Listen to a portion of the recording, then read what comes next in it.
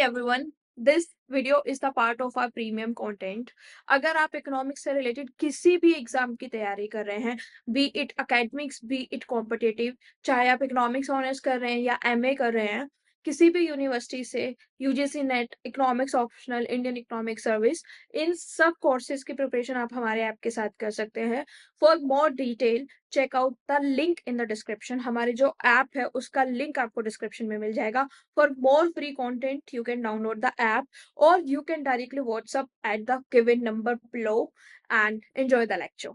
आज की क्लास में हम एक नए टॉपिक को शुरू करेंगे विच इज कंज्यूमर सरप्लस.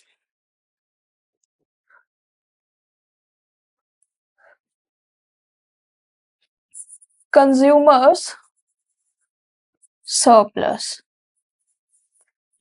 बिल्कुल नया टॉपिक है और इस टॉपिक के अंदर हम क्या क्या पढ़ेंगे वो मैं आपको बता देती हूँ. ठीक है, तो कंज्यूमर सरप्लस के अंदर सबसे पहले हम पढ़ेंगे what is consumer surplus.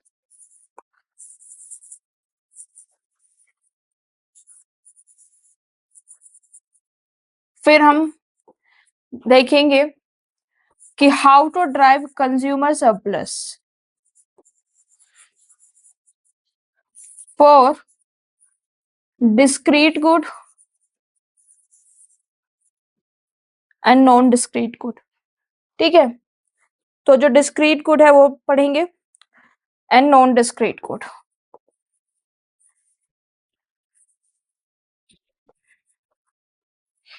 Then we will do some examples के बाद में we will see effect of price change on consumer surplus. Then हम पढ़ेंगे consumer surplus through IC, Hicks, 4 approaches to consumer surplus, and then we will study after Hicks 4 approach to consumer surplus application of consumer surplus. Application of consumer surplus में हम 4 चीज पढ़ेंगे. हम water diamond paradox को solve करेंगे.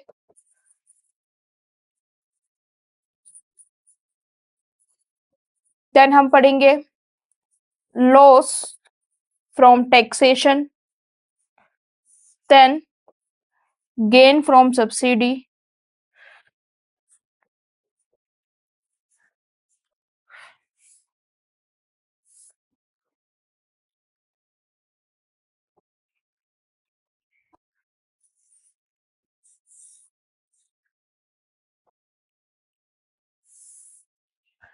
and then we will study cost benefit analysis,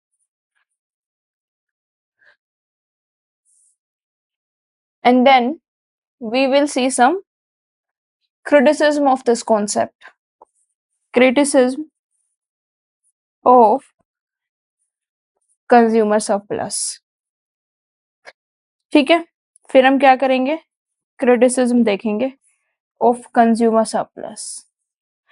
I hope इतना आपको अच्छे से समझ में आ गया होगा कि हम इसमें क्या क्या पढ़ेंगे. 2 लेक्चर्स की ये क्लास रहेगी. 2 लेक्चर्स में सारे टॉपिक जो है वो खत्म हो जाएंगे. आज की क्लास में हम देखते हैं कितना कवर कर पाते हैं, क्योंकि जब 1.5 घंटे से ज्यादा की क्लास हो जाती है तो फिर बच्चे कहते हैं कि मैम अब समझ नहीं आ रहा.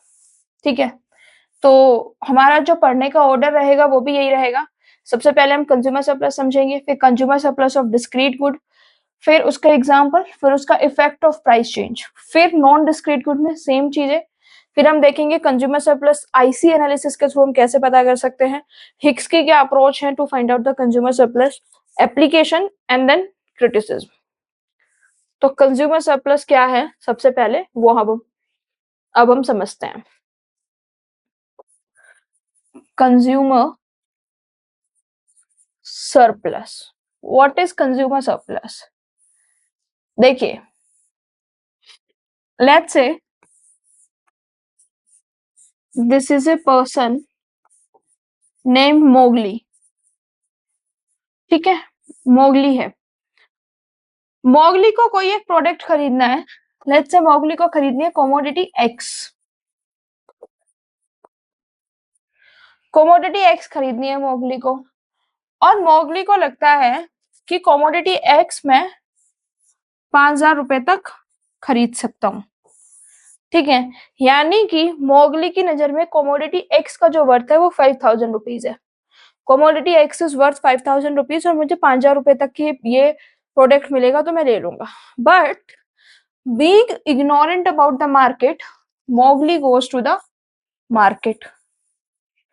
जब मोगू मार्केट में गया, मोगली जब मार्केट में गया तो उसने जब प्राइस एक्स का पूछा तो दुकानदार ने कहा ये 4,000 रुपए का है। तो मोगली तो बहुत खुश हो गया। मोगली बहुत खुश क्यों हो गया?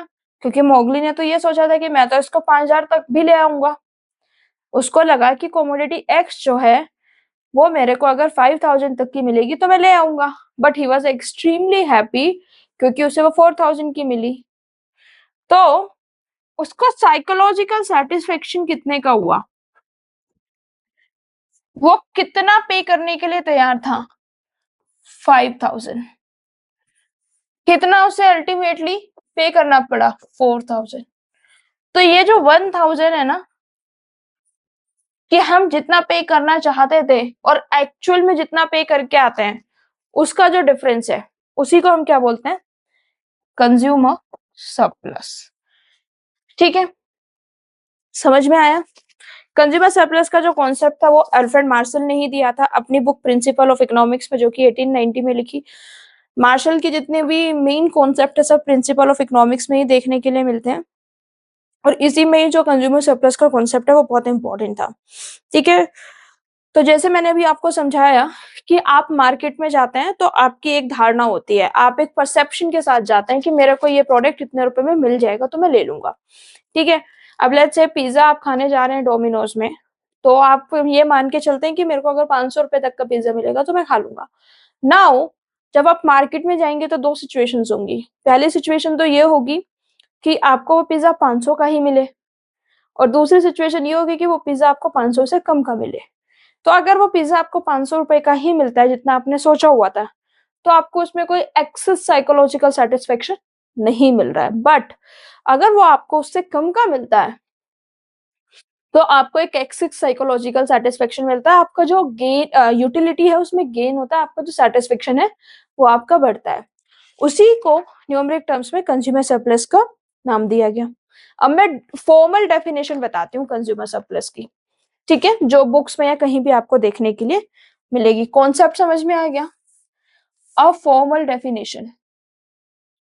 ठीक है, consumer surplus is defined, consumer surplus is defined as the difference between willingness to pay, willingness to pay for a unit of commodity, for a unit of a commodity, difference between willingness to pay for a unit of commodity and the amount consumer actually pay for that commodity.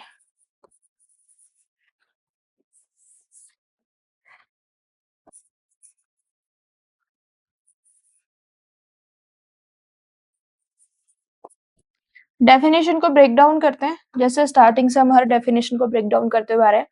Consumer surplus is defined as the difference, it will be the difference, किस किस का difference? Willingness to पे,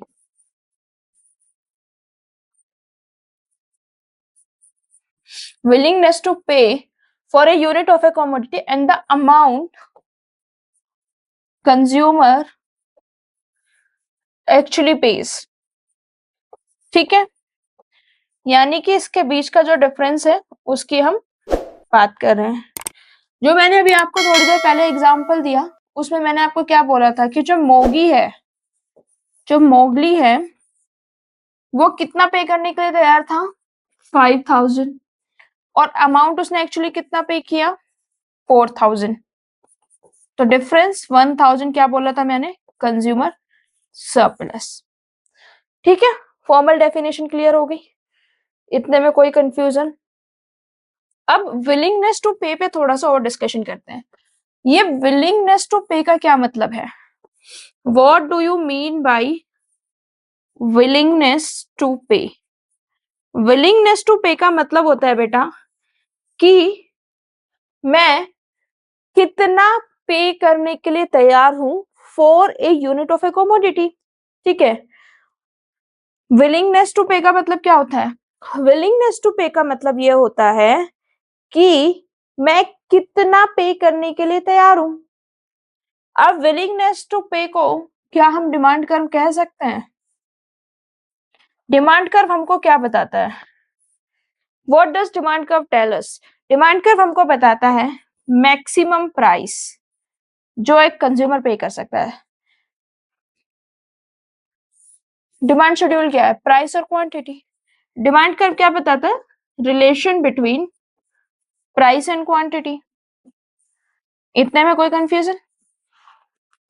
तो willingness to पे, क्या मैं कह सकती हूँ कि विलिंगनेस टू पे और demand curve of a commodity same ही चीज है, बिल्कुल है, क्योंकि जो विलिंगनेस टू पे है वो हम कितना पे करना चाह रहे हैं फॉर ए यूनिट, और जो हमारा डिमांड कर्व होता है वो भी हमको यही बताता है कि जो मैक्सिमम कितना अमाउंट है या मैक्सिमम कितना प्राइस है जो कंज्यूमर पे करना चाहेगा for any quantity supply to the market. ठीक है, तो विलिंगनेस टू पे को हम इंडिविजुअल मार्केट डिमांड कर्व अगर एक कस्टमर की बात कर रहे हैं, मार्केट डिमांड कर्व अगर हम सारे कस्टमर की बात कर रहे हैं। ठीक है, तो विलिंगनेस टू पे is also the demand curve. ठीक है, अब विलिंगनेस टू पे, डिमांड, डिजायर सब कुछ मैंने पढ़ाया हुआ है पहले, अब मैं ज्यादा डिटेल में नहीं जाऊंगी।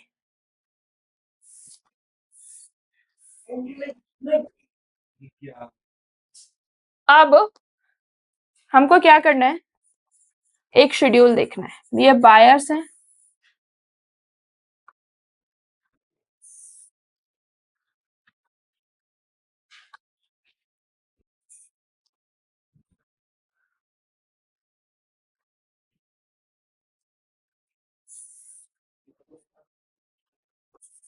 बायर्स के बाद में विलिंगनेस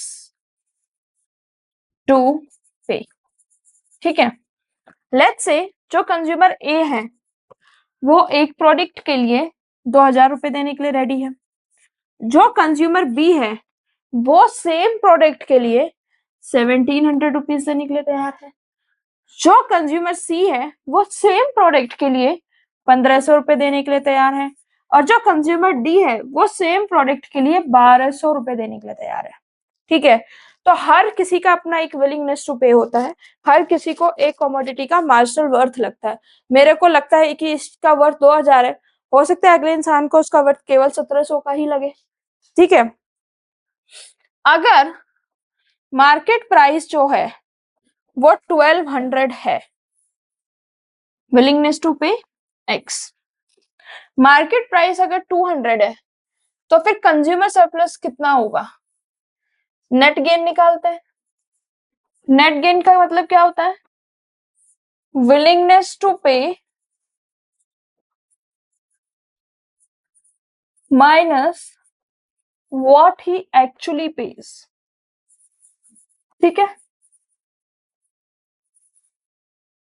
कितना पे करने के लिए रेडी है, 2000, प्राइस क्या है 1200, minus 1200 is equal to 800।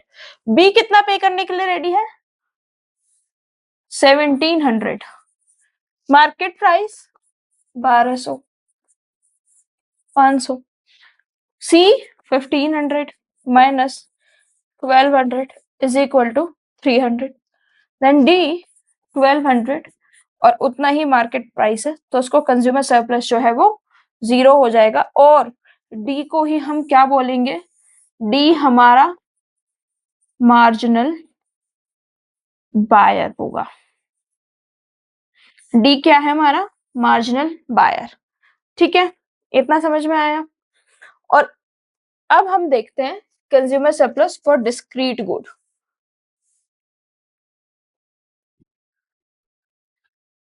Consumer surplus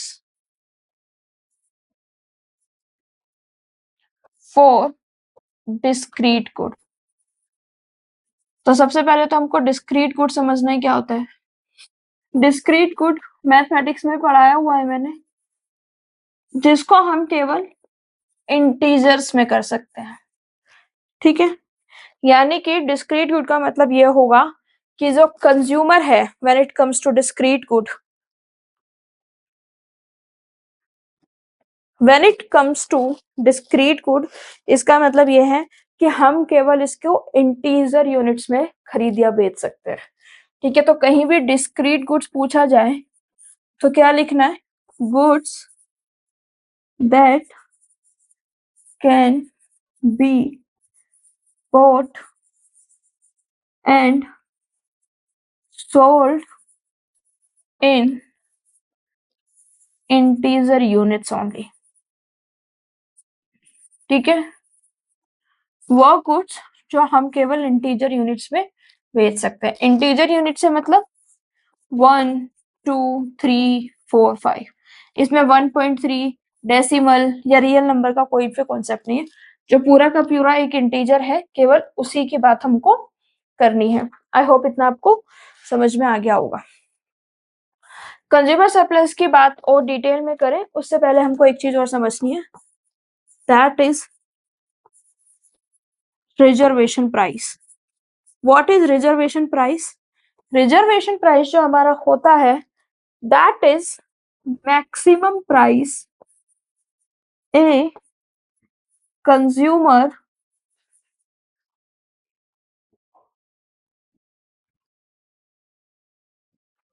maximum price a consumer is willing to pay for a unit of a commodity rather than go without it। ठीक है, यानी कि वो प्राइस, मैक्सिमम प्राइस, सबसे ज्यादा मैक्सिमम, इससे ज्यादा नहीं, मैक्सिमम प्राइस जो एक कंज्यूमर पे करने के लिए रेडी है for 1 unit of a commodity rather than कि मेरे पास वो कमोडिटी हो ही ना, is known as the reservation price. यानी कि मोगली के लिए रिजर्वेशन प्राइस क्या था, मोगली के लिए रिजर्वेशन प्राइस था 5000 रुपीज। वो 5000 रुपीज को 5000 रुपीज तक खर्च कर सकता है रेदर देन कि उसको कमोडिटी एक्स मिले ही ना। ठीक है, तो मेरे लिए अगर मुझे वो कमोडिटी खरीदनी है तो मैक्सिमम मैं उसके लिए 5000 दे सकता हूँ, और मैं उसके बिना नहीं जा सकता हूँ अगर वो 5000 में मिल सकती है। तो इसकी डेफिनेशन होती है reserve price for the unit purchased, the maximum price that consumer is willing to pay for a unit of a good than go without it is the reservation price for a unit consume. ठीक है, now अब इसको अगर हम simple भाषा में बात करें तो ये मॉनेटरी वैल्यू है, यानी कि एक जो गुड है वो मुझे कितने का मिल रहा है, दैट इज रिजर्वेशन प्राइस। अब ये क्या है, हमें मार्जिनल यूटिलिटी देती है to the consumer from the purchase and consumption of the commodity. ठीक है, और एक और चीज आपको समझनी है, रिजर्वेशन प्राइस वो प्राइस होता है, is the price at which consumer is indifferent between buying and not buying of that good।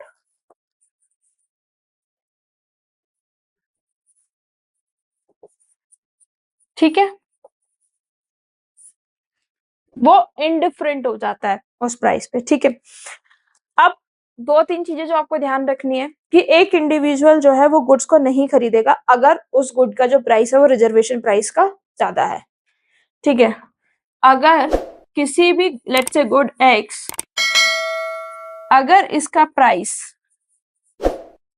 जो है वो ज्यादा है रिजर्वेशन प्राइस से, consumer will not by it, ठीक है, कंज्यूमर इसको बाई नहीं करेगा, ठीक है। बट अगर प्राइस रिजर्वेशन प्राइस से कम है तो he will be eager two by it, खुशी से खरीदेगा, क्योंकि मैंने जितना सोच के रखा था उससे कम में मुझे प्रोडक्ट मिल रहा है। अगर मेरा प्राइस रिजर्वेशन प्राइस के इक्वल हो जाएगा, ठीक है, if the price of a good is just equal to an individual willingness to pay, he is indifferent between buying and not buying, उसको फर्क नहीं पड़ेगा, इंडिफरेंट है, वो खरीद भी सकता है और नहीं भी खरीदेगा, ठीक है। तो रिजर्वेशन प्राइस मैंने क्या बताया, maximum amount that a consumer is ready to pay rather than go without the good. मैं अगर मार्केट में आई हूँ और मैं इसका 5,000 पे कर सकती हूँ तो मैं 5,000 पे करके गुड को घर लेकर जाऊंगी, I will not go without it, ठीक है। रिजर्वेशन प्राइस को हम ये भी बोल सकते हैं कि जो मैक्सिमम प्राइस है, जो मॉनेटरी वैल्यू होती है एक यूनिट की, वो भी इसको हम बोल सकते हैं। And this is the marginal utility to consumer, ये मार्जिनल यूटिलिटी आपको कंज्यूमर को देता है। इसके बाद में हमने पढ़ा कि जो इंडिविजुअल है, अगर प्राइस रिजर्वेशन प्राइस से ज्यादा होगा तो कंज्यूमर नहीं खरीदेगा, अगर कम होगा तो खुशी से खरीदेगा, और प्राइस अगर इक्वल है, अगर प्राइस इक्वल है रिजर्वेशन प्राइस के तो कंज्यूमर इंडिफरेंट होगा, वो खरीद भी सकता है और नहीं भी खरीद सकता है। अब हम 5 बायर्स का एक विलिंगनेस टू पे या फिर डिमांड शेड्यूल बनाते हैं, ठीक है। So let us just say हमारे पास 5 बायर्स है, A B C D E, ठीक है। ए का विलिंगनेस टू पे लेट्स से 59 है, बी का विलिंगनेस टू पे लेट्स से 45 है, सी का विलिंगनेस टू पे 35 है, डी का विलिंगनेस टू पे 25 है, ई का विलिंगनेस टू पे 10 है, ठीक है। इतना समझ में आया? यानी कि फॉर द सेम गुड जो कंज्यूमर ए है वो मैक्सिमम 59 रुपीज दे सकता है, कंज्यूमर बी जो है वो मैक्सिमम 45 रुपीज दे सकता है, कंज्यूमर सी जो है वो मैक्सिमम 35 रुपीज दे सकता है, कंज्यूमर डी जो है वो मैक्सिमम 25 रुपीज दे सकता है, और कंज्यूमर ई जो है वो 10 रुपीज दे सकता है। तो हम क्या करते हैं, डिमांड जो फंक्शन हमें दिया हुआ तो उसका शेड्यूल बनाने की कोशिश करते हैं। यानी कि ये मेरी कमोडिटी की यूनिट्स, मतलब डिफरेंट डिफरेंट इंडिविजुअल्स हैं और ये कमोडिटी है, ठीक है। इसको ड्रॉ करने की कोशिश करते हैं,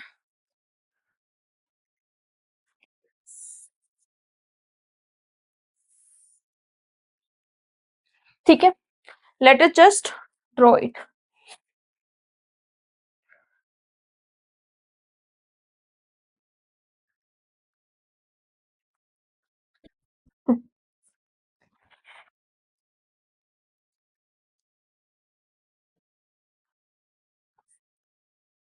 This is commodity X. This is price. This is coordinate 10, 20, 30, 40, 50, 60, ठीक है। 1, 2, 3, 4, 5 ड्रॉ करते हैं। ये क्या है, प्राइस, क्वांटिटी। ए पे जो 59 पे एक इंसान खरीदना चाहेगा, 45 पे 2, 35 पे 3, 25 पे 4 और 10 पर 5 लोग खरीदना चाहेंगे, ठीक है। तो 59 पे कितने खरीद रहे हैं, 1, तो दिस इज कितने खरीदे 59 पे, 1 लोग ने। फिर नेक्स्ट जो 2 कमोडिटी है वो कितने पे खरीदी जाएगी, 45 पे। बनाइए, 45 यहाँ होगा तो दिस इज सेकेंड, ठीक है। ये ए का विलिंगनेस टू पे, 45 बी का विलिंगनेस टू पे, ठीक है। फिर सी का विलिंगनेस टू पे कितना है 35, सी का विलिंगनेस टू पे 35, देन डी का विलिंगनेस टू पे 25, लेकर आइए 25 तक, 25 पे एक कॉमोडिटी खरीदेगा।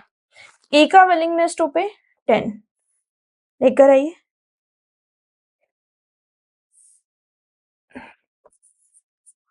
ठीक है। इस तरीके से हमारा ग्राफ जो है वो बनेगा, इसे हम स्टेप कर्व बोलते हैं। मैथमेटिक्स में स्टेप फंक्शन होता है, जब हम स्टेप फंक्शन को ड्रॉ करते हैं तो उससे हमारा स्टेप कर्व जो है वो बन के आता है, ठीक है। इसमें क्या है, small number of horizontal and vertical segments है, वर्टिकल सेगमेंट्स और हॉरिजॉन्टल सेगमेंट्स जो है वो बहुत छोटे छोटे शेप्स में है। और इसमें जो एक हॉरिजॉन्टल सेगमेंट है, ये जो एक हॉरिजॉन्टल सेगमेंट है ना, ये हमको क्या बता रहा है, each horizontal segments is telling us कि एक पोटेंशियल बायर्स का विलिंगनेस टू पे कितना है, पोटेंशियल बायर का विलिंगनेस टू पे कितना है। जैसे कि ए का विलिंगनेस टू पे कितना है 59, बी का विलिंगनेस टू पे 45, सी का विलिंगनेस टू पे 35, डी का विलिंगनेस टू पे 25, ई का विलिंगनेस टू पे 10, ठीक है। इतना समझ में आ गया। इस तरीके से हमारा जो स्टेप कर्व है वो कुछ कुछ दिखेगा। नाउ ये समझ में आ गया हमको कि जब 60 है तो एक यूनिट जो है वो कंज्यूम होगी। ये देखिए, अगर इसको हम नीचे तक लेकर आए तो अगर 60 है तो एक यूनिट कंज्यूम होगी। अगर 45 प्राइस हो जाता है तो 2 यूनिट कंज्यूम होगी। 35 प्राइस हो जाता है तो 3 यूनिट कंज्यूम होगी। अगर 25 प्राइस हो जाता है तो 4 यूनिट कंज्यूम होगी, और अगर 10 प्राइस हो जाता है तो 5 यूनिट कंज्यूम होगी, ठीक है। एंड इसके अलावा एक चीज और, इस जो कर्व है उस पे हमको समझनी है कि ये हमारा डिमांड कर्व इस तरीके से क्यों दिख रहा है। अभी तक हमने जितने भी डिमांड कर्व पढ़े थे वो कुछ ऐसे दिख रहे थे हमको, क्वांटिटी, सॉरी, प्राइस, और इधर क्वांटिटी, और इस तरीके से हमको डिमांड कर्व दिख रहा था, ठीक है बेटा। इस तरीके से हमको डिमांड कर्व दिख रहा था। अब ये हमारा स्मूथ शेप है और ये हमारा क्या है, स्टेप कर्व क्यों है, क्योंकि ये हमने एक छोटे से उसके लिए निकाला है, नंबर ऑफ बायर्स के लिए। छोटे से नंबर ऑफ बायर्स है मतलब केवल 5 हमारे बायर्स हैं और 5 बायर्स का हमने पता किया है, तो इस तरीके का डिमांड कर्व हमारा दिख रहा है। अगर यही थाउजेंड्स का होता या लैक्स ऑफ कंज्यूमर्स का होता तो इसी कर्व को हमें स्मूथ मिल जाता। जब बहुत सारे होते ना तो ऐसा बन जाता, ठीक है। तो बेसिकली ये स्टेप कर्व हो या फिर स्मूथ कर्व हो, उससे इतना डिफरेंस नहीं पड़ता है बेटा, ठीक है।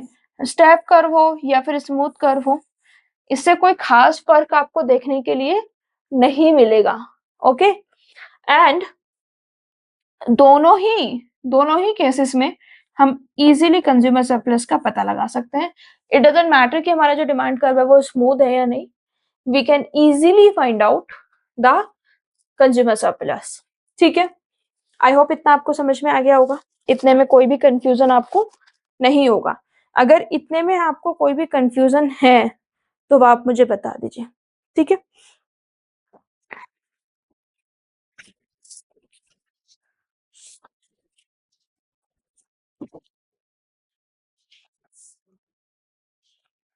Now let us just assume कि इस केस में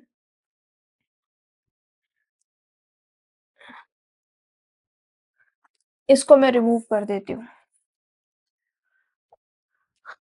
लेट अस जस्ट अज्यूम कि इस केस में जो मार्केट प्राइस है वो मेरा कितना है 30। अगर मार्केट प्राइस 30 है तो फिर कंज्यूमर सरप्लस मेरा कैसे मूव करेगा वो मेरे को देखना है। तो मेरे को नेट गेन देखना है। नेट गेन मेरा कैसे निकल के आता है, मेरा reservation price minus actual price. तो मैं कितना पे करने के लिए तैयार हूं 59, प्राइस मुझे कितना देना है 30, तो मेरा नेट गेन क्या आ गया 29। इसी तरीके से 45 मेरा रिजर्वेशन प्राइस है, नेट गेन मेरा 15 आ गया। 35 माइनस 30 इज इक्वल टू 15। तो जो डी है he will not by the good. मैंने क्या बोला था, अगर रिजर्वेशन प्राइस से मेरा गुड का प्राइस जो है वो ज्यादा हो जाएगा तो मैं नहीं खरीदूंगा। डी का जो रिजर्वेशन प्राइस है मैक्सिमम विलिंगनेस टू पे वो 25 है और प्राइस गुड का कितना है 30, तो वो नहीं खरीदेगा। अगर मैं इस केस में देखूं, ठीक है, so this is my market price, ठीक है, ये मेरा मार्केट प्राइस हो गया।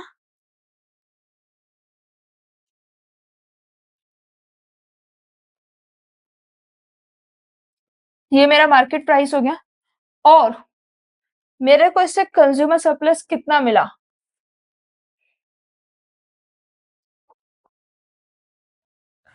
This is my consumer surplus.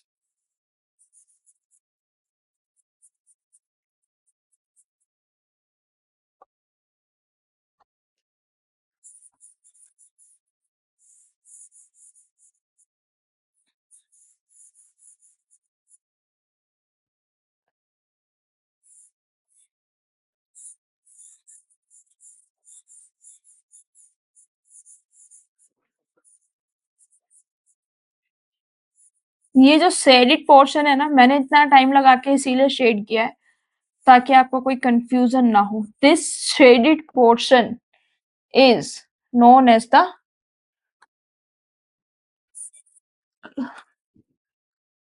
Consumer surplus. इस शेडेड पोर्शन को ही हम क्या बोलते हैं, कंज्यूमर सरप्लस। इतना समझ में आया। जो एक इंडिविजुअल को गेन हुआ वो इंडिविजुअल का कंज्यूमर सरप्लस है। इंडिविजुअल को जो गेन हुआ वो इंडिविजुअल का सरप्लस है। जैसे ए को गेन हुआ था 29 रुपीज का, बी को गेन हुआ था 15 रुपीज का और सी को भी अगेन गेन हुआ था 15 रुपीज का, ठीक है। अगर मैं इंडिविजुअल के गेन्स को ऐड कर दूं, टोटल इंडिविजुअल के गेन्स को अगर मैं ऐड कर दूं तो मेरा क्या निकल के आता है कंज्यूमर सरप्लस। यानी कि जितने भी कंज्यूमर्स हैं अगर सारे कंज्यूमर्स को मैं ऐड कर दूं तो मेरा कंज्यूमर सरप्लस निकल के आ जाएगा। कितने कंज्यूमर्स को गेन हुआ, 3 को, A plus B plus C. कितना गेन हुआ 29 plus 15 plus 15, 15 15 30 plus 29 is equal to, sorry, C को कितना गेन हुआ था 35 माइनस 30, सी को गेन होगा 5 रुपए का, ठीक है। तो 29 प्लस 15 प्लस 5 15 प्लस 5 20, 20 प्लस 29 49, ठीक है। इतना समझ में आ गया, इतने में कोई कंफ्यूजन। तो कंज्यूमर सरप्लस कैसे निकालना है वो समझ में आ गया। अब ये जो हमने डायग्राम बनाया है इस डायग्राम से हम एक चीज और कह सकते हैं, that consumer surplus, what is the consumer surplus, consumer surplus is area below the demand को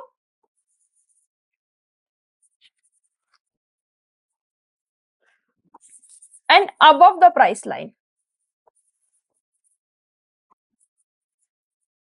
यानी कि अगर मैं ग्राफिकली देखूं तो कंज्यूमर सरप्लस क्या होगा, ये जो मेरा डिमांड कर्व था, ये जो मेरा डिमांड कर्व था, ये जो मेरा डिमांड कर्व है इससे नीचे का एरिया और प्राइस लाइन से ऊपर का एरिया, प्राइस से ऊपर का एरिया और डिमांड कर्व से नीचे का एरिया क्या होता है, कंज्यूमर सरप्लस होता है। ठीक है, तो अगर मेरे को इस तरीके से स्मूथ डिमांड कर्व दिया हो,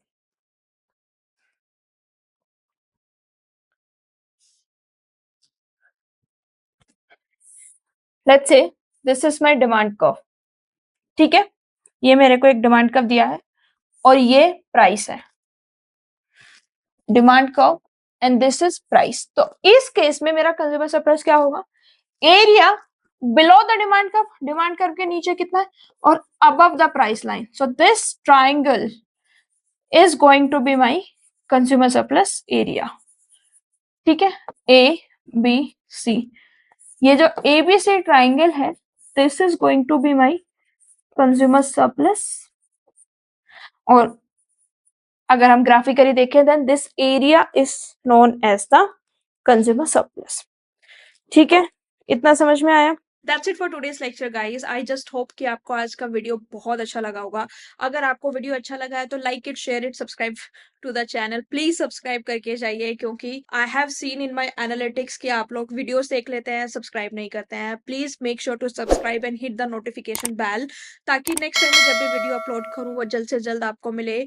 I have target of finishing each and every topic of economics. Until next time, I see you again. Keep loving us. Thank you so much.